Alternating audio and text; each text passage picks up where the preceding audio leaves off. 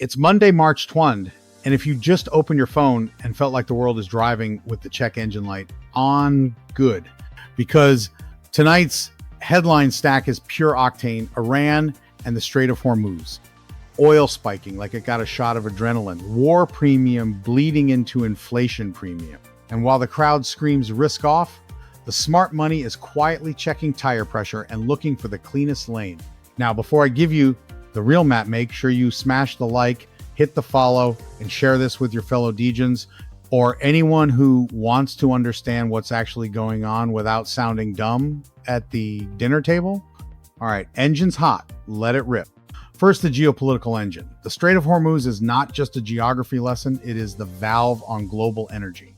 When that lane gets threatened, every price model on Earth recalculates immediately. Because oil isn't just oil. Oil is shipping. Oil is fertilizer. Oil is food. Oil is inflation's megaphone. If oil goes up and stays up, inflation expectations creep up, and the fantasy of easy rate cuts gets delayed. That's the macro trapdoor. People want rate cuts, but war plus oil makes rate cuts harder. That creates the weirdest, most toxic combo on Earth. Fear and sticky inflation. That is your whole market in 4 steps. War premium triggers oil premium. Oil premium triggers inflation expectations. Inflation triggers tighter liquidity. And when liquidity tightens, junk gets punished and quality gets picked.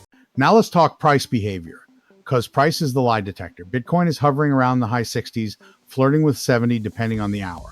ETH is hanging around the 2000 neighborhood, SOL sitting mid 80s. The important part is not the exact number, it is the behavior.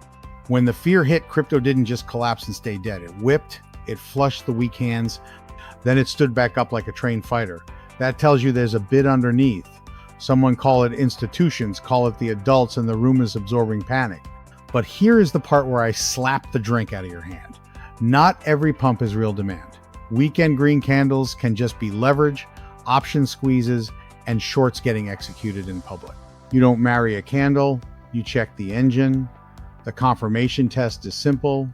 Does the dip buying show up again tomorrow and the next day?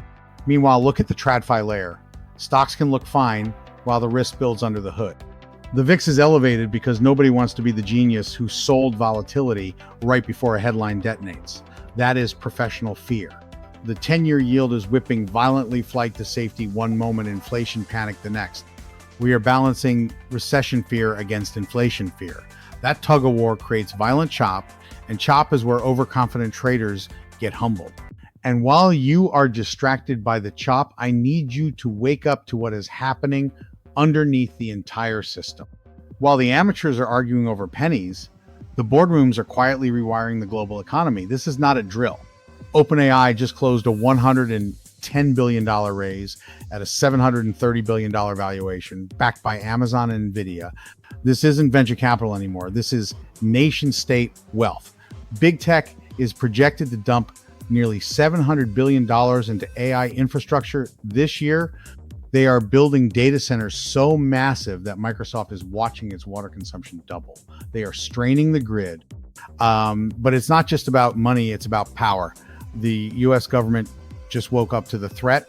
The Pentagon and Anthropic are in a massive standoff, and the order just came down for all federal agencies to stop using Claude AI. The government is treating artificial intelligence like weapons-grade uranium. We are sprinting into a sovereign tech war.